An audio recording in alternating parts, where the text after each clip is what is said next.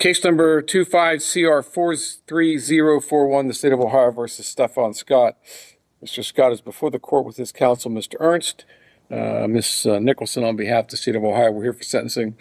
Has everyone had an opportunity to review the pre-sentence investigation? Yes, Your Honor. Yes, Your Honor. Ms. Nicholson, anything on behalf of the state? Your Honor, first, the victim's mother is present, and she would like to address the court. I'll let her go first. Your Honor, the man being sentenced today has committed this crime multiple times. This is not a one-time mistake. It was a repeated, deliberate act. Even while facing charges in this case, he committed the same type of offense again. That shows a clear pattern and a refusal to change his behavior. What he did to my daughter has had lasting effects. She was simply doing her job when she was sexually violated. Since that day, she has experienced anxiety about going to work. She has had nightmares. Her sense of safety was taken from her in a place where she should have felt secure, especially as a teenager. No one should have to fear being sexually exposed to while working. No family should have to watch their child struggle with anxiety because someone chose to repeatedly act in a sexually aggressive and unlawful way. We are deeply concerned. This matter concerns case number 25-CR43041, State of Ohio versus Stefon Scott, before an Ohio trial court for sentencing. Mr. Scott appeared with defense counsel Mr. Ernst, and the state was represented by Ms. Nicholson. The case proceeded following a pre-sentence investigation report, which was reviewed by all parties. The underlying offense involved Mr. Scott engaging in sexually explicit conduct, specifically masturbating in front of a 15-year-old girl who was working at the time of the incident. The victim's mother addressed court, stating that her daughter suffered ongoing anxiety, nightmares, and loss of security as a result of the incident. She emphasized that this was not an isolated event, but part of a repeated pattern of behavior. The prosecution confirmed that Mr. Scott had prior convictions in 2019 and 2023, and an additional conviction in November 2025 from Lebanon Municipal Court for similar conduct committed days after arraignment in the present case. The state argued that prior sanctions had not deterred him. The matter came before the court for sentencing to determine whether incarceration or community control was appropriate under Ohio sentencing principles.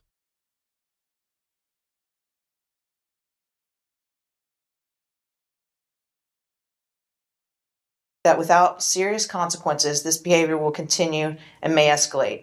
His history shows that lighter consequences have not stopped him. We respectfully ask the court to sentence him to the fullest extent allowed by the law. Accountability is necessary not only for my daughter, but to protect other women in this community. Thank you. Thank you.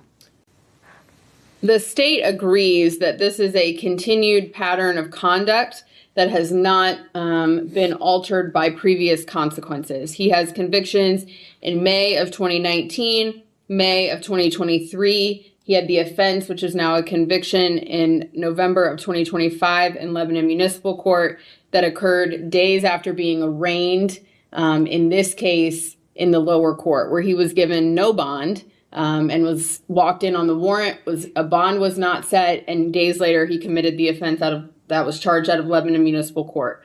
His record shows that he had been off probation just over 2 weeks out of the Brown County case when he committed this offense. I think the statements made in the pre-sentence investigation show a complete lack of accountability on his part, taking responsibility for his conduct.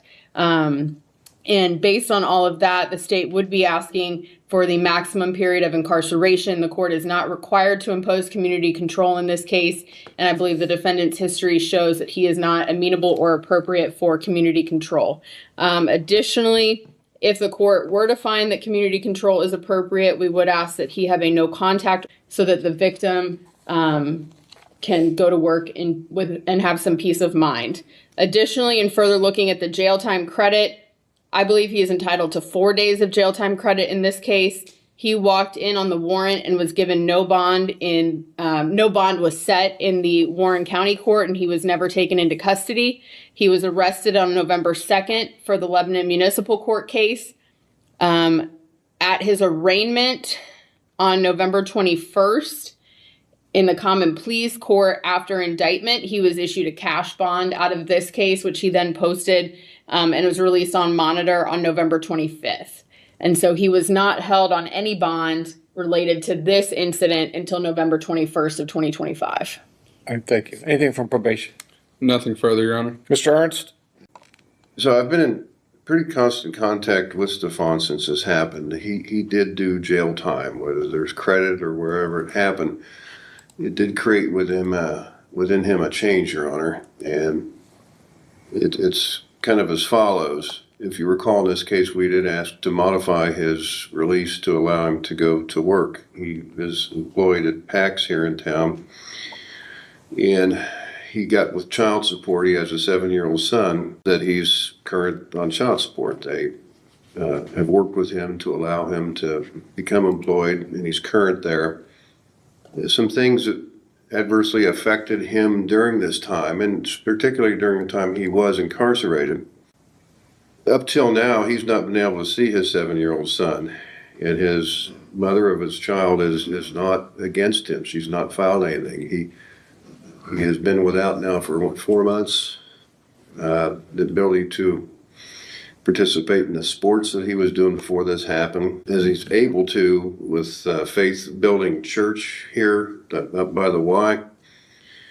He's really stressed to me a need to further that with being able to go to church to develop the community. He's researched these things. Throughout this event and what's happened here, there has been a change that he has stressed repeatedly. He will engage in counseling. Those 4 things, I think, are something that's different than what's happened to him before, where he has made a decision in his mind that he needs to address this and will follow any recommendations you make. This has had a deprivation of his ability to help raise his son. That hurts. We respect everything that's been said to you today. I believe he supports me in what I just told you. Is that right, Stefon? Mr. Scott, is there anything you'd like to say before I pronounce sentence? I just would like to say I'm sorry. I've been trying to change. I haven't been able to go back to church, and I think that I just been every night I think about this. It's always on my mind. I know the pain that I caused. I just want to make it right. And I'm so sorry. The court has considered anything else? I'm sorry, I didn't mean to interrupt you. I don't want to continue to live a life of sin. I'm better than that. I know I am. I haven't seen my son in 4 months, but the consequences of my actions. I just want to make things right and be there for my son. And I just don't want to let any more people down. The court has considered the statements made here today, the pre-sentence investigation, the purposes and the principles of sentencing, the relevant seriousness and recidivism factors. Mr. Scott, I read the statement that you gave during your pre-sentence investigation. Do you want to explain that to me? I'm sorry, sir. The written statement that you provided to court services during your pre-sentence investigation. I want you to reconcile that, what you said in that statement to me, to what you're saying now. Yes, sir. I have a bad case of eczema. I'm not blaming it on eczema. It was my actions. I took the food and I immediately left. I was embarrassed. My face was plastered all over Facebook and Instagram. Again, I don't understand what the eczema has to do with you masturbating in front of a 15-year-old girl. And the other problem that I'm going to have you address is that this isn't the first time. This is the 4th time that you've been caught. I just wonder how many times that you've done it and the person was too embarrassed to even come forward to acknowledge that this happened to them. Putting these young girls, exposing yourself, not just exposing yourself, literally masturbating in front of a young lady that's working, for crying out loud. Reconcile that for the person that you claim to be now standing before me. You need to reconcile that to me because right now my mind's going, well, this is the 4th time you've been caught. I'm guessing you've done it. People that drive drunk and get caught. And that's not the first time they did it. It's the first time they get caught. People stealing. It's never, you don't get caught every time you do something. So you try to reconcile with what the person that you're trying to represent to me today, reconcile that with the person that is in this report. I'm trying to understand, like, what are you trying to Well, you're trying to represent yourself that, that, hey, it's a wake-up call for me. Okay, I understand. I got the message, Judge. This will never happen again. It really wasn't a sexual thing. It was eczema that caused me to scratch myself to the point where I ejaculate. That's pretty hard to believe. No, sir, I understand what you're saying, sir. Okay, now I'm going to give you one last opportunity. Yes, sir. When I was locked up, I don't go to jail like that. I don't go to jail at all. When I got locked up for those 24 days, I've seen so many things. I was already a believer, but when I went into jail, the people that surrounded me with, the people that I've seen in church, the famous people that came and talked to us, gave me cards and little things that I could take with me on the outside to keep it together when I'm on the outside. So while I was in there, I formed prayer groups every night. It took a while to do that, but I feel like that was a calling. I feel like that the Lord put me in there to wake me up. That was my wake-up call. He was with me the entire time I was in there. People around me even felt it, and I was trying to everything we did after we ate or before we ate, before we went to bed, we prayed. I'm focused on God. My wake-up call is God. Lord, I don't want to live a life of sin anymore, going down a path of nowhere. I know I'm better than that. I know what my calling is. I feel His presence, and this isn't. I've always been a believer, but I feel like He's put me in that position to where I could only turn to Him. Have you ever undergone any type of counseling? When I was in school as a kid with ADHD, but that's about it.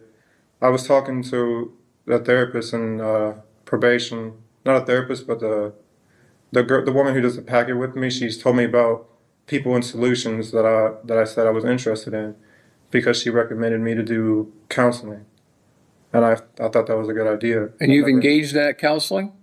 I'm sorry. Yes, online, yes, but I didn't have a job because I didn't have work release, so I'd have to pay for it. But I did do 4 classes online. I talked to people at Talbot House. They said they're willing to take me after my situation. This has been now almost 6 years since your first conviction. You had one in 2019, one in 2023, and then one since this case started. You yet got another conviction for the same type of behavior. Why wasn't counseling something that you sought? If you know you have a mental health problem, again, whether that's it is a recognized under the DSM-5 mental health disorder, but why wasn't counseling sought earlier? I've never had anybody to talk to. When I talked to probation, the woman who talked to me put me in the right direction.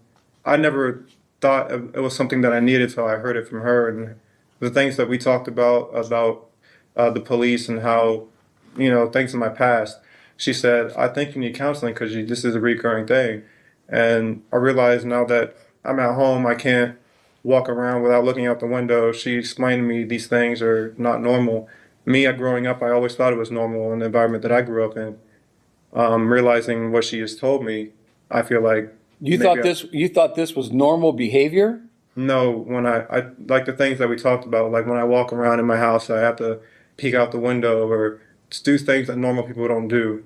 And she said that is a cause from certain past trauma. And once she started explaining that to me, I agreed that I do need therapy. I never considered it until we went and dug in my past, is what I was trying to say. You get health insurance now? I do, with my job, yes. That's one of the things we talked about, was getting his insurance reestablished through this company to then get those things set up and have the funds to pay bills. All right. Your Honor, I would just, in brief response, I would just note that the Talbot House assessment was completed January 15th of 2026, and the statement he made as a part of his PSI was January 10th of 2026, which were 6 weeks or more after his incarceration, and that don't reference anything that he's talking about here today before. The assessment was separate. I called for the information that she gave me to Talbot House. I never did an assessment. I called. Oh, you did an assessment? I did do an assessment, yes, sir, but that was before I had a meeting with her. She basically gave me, hey, you should go over there and talk to this person at this place and get therapy from this person. That's basically what I was saying. And you did that? I called, yes, but I can't do anything while I'm on house arrest or doing this case. Who told you that? I can't. I can only leave for court privileges and work. Well, that's not certainly not true. If all you had to do was call community corrections and say, "Hey, I've got a counseling appointment. Can I go?" And they would say, "Mr. Henry," what would they say? They would say, as soon as you get this verification, you're good to go. Yeah, that's all it takes is a phone call. Yeah, that's simply not true. Yeah, Mr. Scott, there's nothing that you have said today that convinces me. And again, whether this, I'm not going to get into a discussion as to whether this is a mental health disorder or not. The DSM certainly recognizes it as such, but I don't think you've gotten the message. I mean, you, and again, I keep, my mind keeps going back to, and again, the two prior convictions and then getting a conviction while this case was pending. I cannot imagine for the life of me knowing that you're under indictment on a felony charge for this offense, going out and doing the same thing. I mean, that just completely blows my mind. I'm going to make a finding today, sir, based upon the information I have, that you are not amenable to community control and that prison is now necessary to fulfill the purposes and principles of sentencing, primarily punishment and deterrence. So if you think the 24 days in jail for the Lebanon Municipal Court case got your attention, I think I'm going to get it now. So that's what I'm going to do. I'm going to order you to serve 10 months in prison. The reason I'm not ordering you to serve 12 months, the maximum, is because you did enter a plea and did not make this young lady go through the trauma of having to relive that whole thing in front of 12 strangers. So you're going to serve 10 months in prison. You get credit for the 4 days you served on this case. Even though you served 24 days in jail, the 20 of those days are going to be credited to your Lebanon Municipal Court case. Now, the court does make a finding that the prison is necessary based upon the extensive prior history of this particular offense. Obviously, you haven't responded to any type of sanctions that the court has imposed previously, and that you just continue to engage in the same type of behavior. So that will be the court's finding. You're also subject to a discretionary period of post-release control, which means on your release from prison, the adult parole authority may supervise you for up to 2 years. If you violate those terms of supervision, the adult parole authority can return you to prison for up to 1/2 of this court's original sentence. If your violation is that you commit another felony, you can be returned to prison for 1 year or the period that you have left on post-release control, whichever is longer, and that time would run consecutive to any additional prison time that you get sentenced to. The court does find that you are indigent for the purpose of any fines, costs, or other financial sanctions. Now, there may be opportunities for you to receive up to 1 day per month for participating in any programs that are sponsored by the Department of Corrections. Finally, you have a right to appeal the court's decision if you're sentenced to the 12th District Court of Appeals. If you want to appeal, you must file your notice of appeal within 30 days of today's date.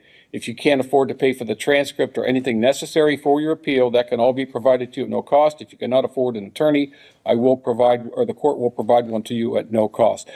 Ms. Nicholson, is there anything else? You waived the fines and costs? Yes. Nothing further. Mr. Ernst? No, Your Honor. All right, this time, Mr. Scott, your bond is revoked. You are now remanded into the custody of the Warren County Sheriff's Office for transport to the Department of Corrections. This time, there's a couple of deputies standing behind you. They're going to take you into custody. That's all. The court sentenced Stefon Scott to 10 months in prison, acknowledging his plea agreement as a mitigating factor for not imposing the maximum 12 months. 4 days of jail credit were applied to this case, with 20 additional days credited toward the Lebanon Municipal Court conviction. The court found that prison was necessary due to Mr. Scott's extensive history of repeated sexual misconduct and the ineffectiveness of prior sanctions. Post-release, he is subject to discretionary supervision by the adult parole authority for up to 2 years, with potential reincarceration for violations, including up to 1 year for subsequent felony offenses. The court waived fines and costs, recognizing the defendant's indigence. Mr. Scott retained the right to appeal within 30 days, with the court providing legal and financial support if necessary. The judge emphasized the purpose of the sentence: to ensure accountability, deter future criminal behavior, and protect the public. Upon pronouncement, Mr. Scott's bond was revoked, and he was remanded into the custody of the Warren County Sheriff's Office for transport to the Department of Corrections, concluding the sentencing proceedings and enforcing the court's judgment.